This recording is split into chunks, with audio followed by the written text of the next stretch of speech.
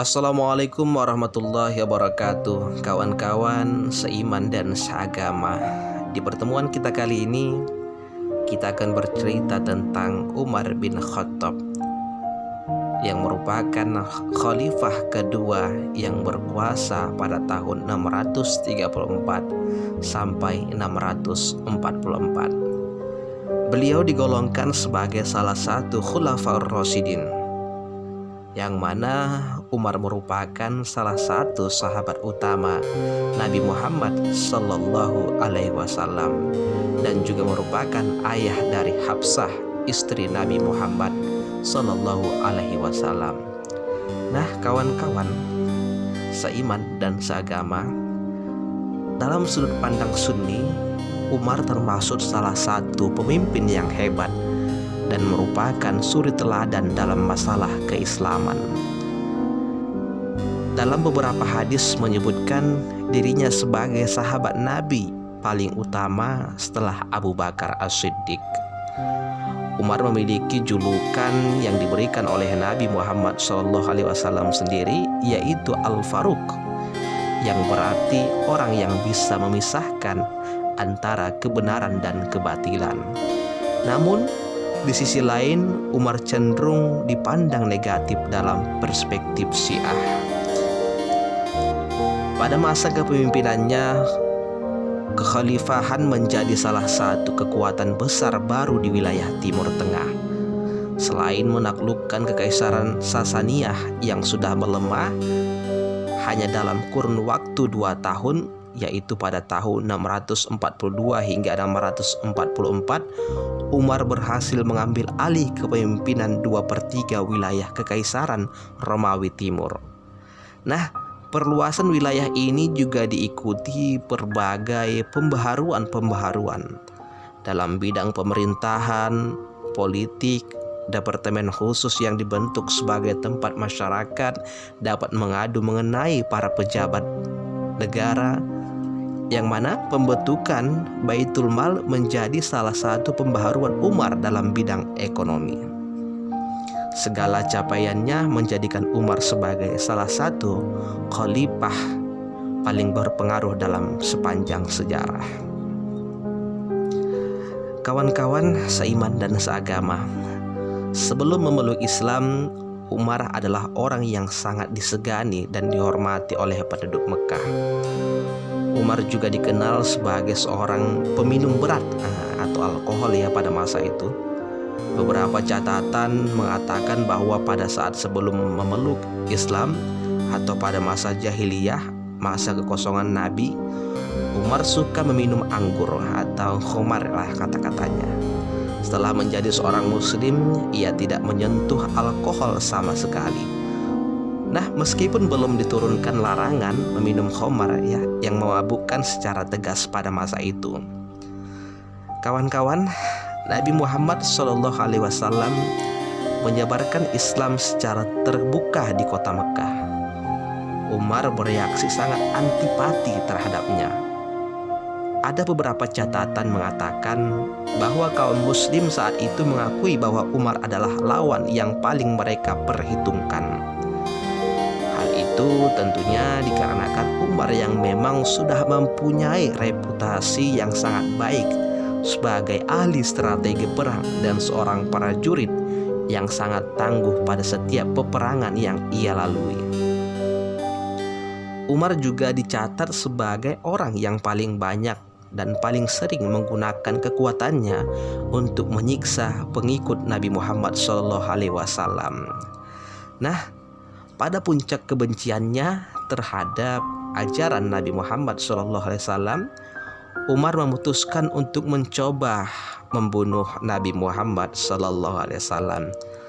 Nah, namun ya kawan-kawan, saat dalam perjalanannya ia bertemu dengan salah seorang pengikut Nabi Muhammad Sallallahu Alaihi Wasallam yang bernama Nuaim bin Abdullah, yang kemudian memberikannya kabar bahwa saudara perempuan Umar telah memeluk Islam, ajaran yang dibawa oleh Nabi Muhammad Sallallahu Alaihi Wasallam yang ingin dibunuh oleh Umar pada saat itu. Nah, karena hal itu atau berita itu, Umar sangat terkejut dan pulang ke rumahnya dengan maksud untuk menghukum adiknya.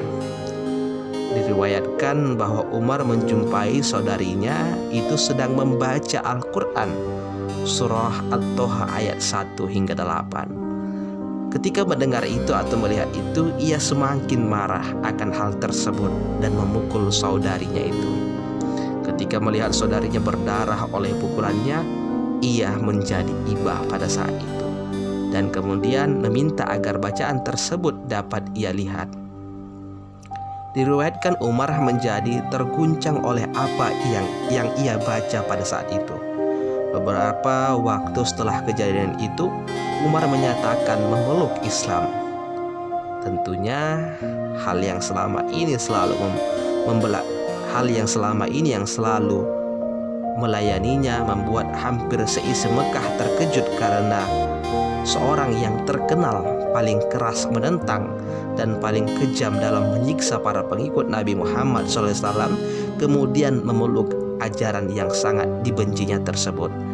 Akibatnya Umar dikucilkan dari pergaulan Mekah dan ia menjadi kurang atau tidak dihormati lagi oleh para petinggi Quraisy yang selama itu diketahui selalu membelanya. Nah, kehidupan di Madinah pada tahun 622 Masehi, Umar ikut bersama Nabi Muhammad SAW dan pemeluk Islam lainnya berhijrah atau kata-katanya migrasi ke Yastrib yang mana sekarang menjadi Madinah. Ia juga terlibat pada perang Badar, perang Uhud juga, perang Khaybar serta penyerangan ke Syria. Ia dianggap sebagai seorang yang paling disegani oleh kaum muslim pada masa itu, karena selain reputasinya yang memang terkenal sejak masa-masa pra-Islam, juga karena ia dikenal sebagai orang terdepan yang selalu membela Nabi Muhammad SAW dan ajaran Islam pada setiap kesempatan yang ada. Bahkan ia tanpa ragu menentang kawan-kawan lamanya yang dulu bersama dia ikut menyiksa para pengikut Nabi Muhammad SAW. Nah, pada saat kabar wafatnya Nabi Muhammad SAW pada tanggal 8 Juni 632 Masehi atau yang bertepatan 12 Rabiul Awal 10 Hijriah, suasana sedih dan haru menyelimuti kota Madinah. Bagaimana tidak, seorang tokoh utama meninggalkan mereka. Sambil berdiri termenung, Umar dikabarkan sebagai salah satu orang yang paling terguncang atas peristiwa itu. Ia menghambat siapapun memandikan atau menyiapkan jasadnya untuk pemakaman. Akibat shock yang ia terima, Umar berkata, sesungguhnya beberapa orang munafik menganggap bahwa Nabi Muhammad SAW telah wafat. Sesungguhnya dia tidak wafat, tetapi pergi ke hadapan Tuhannya, seperti ia lakukan Musa bin Imran yang pergi dari kaumnya. Demi Allah, dia benar-benar akan kembali, kata Umar. Barang siapa yang beranggapan bahwa dia wafat, kaki dan tangannya akan saya potong, dikatakan oleh Umar. Abu Bakar yang mendengar kabar bergegas kembali dari Madinah. Ia menjumpai Umar sedang menahan muslim yang lainnya dan lantas mengatakan, saudara-saudaraku, barang siapa yang mau menyembah Nabi Muhammad SAW atau mengikuti Nabi Muhammad SAW sudah meninggal dunia, tetapi barang siapa menyembah Allah, Allah hidup selalu, tak pernah mati. Itu yang dikatakan oleh Abu Bakar pada saat itu. Abu Bakar mengingatkan kepada para pemeluk Islam yang sedang terguncang tersebut, termasuk Umar yang pada saat itu yang paling terguncang, bahwa Nabi Muhammad SAW orang yang beliau sangat hormati, seperti halnya mereka atau orang-orang lain menghormatinya, adalah seorang manusia biasa yang bisa mati. Abu Bakar kemudian membacakan ayat dari Al-Quran dan mencoba mengingatkan mereka kembali kepada ajaran yang diajarkan Nabi Muhammad SAW, yaitu tentang kefanaan dunia, kefanaan makhluk yang diciptakan oleh Allah. Tentu Tentunya setelah peristiwa itu Umar sadar kesalahannya dan membiarkan persiapan untuk penguburan Nabi Muhammad SAW dilaksanakan. Tentunya itu hanya cerita tentang bagaimana perjalanan hidup seorang khalifah kedua, yakni Umar bin Khattab.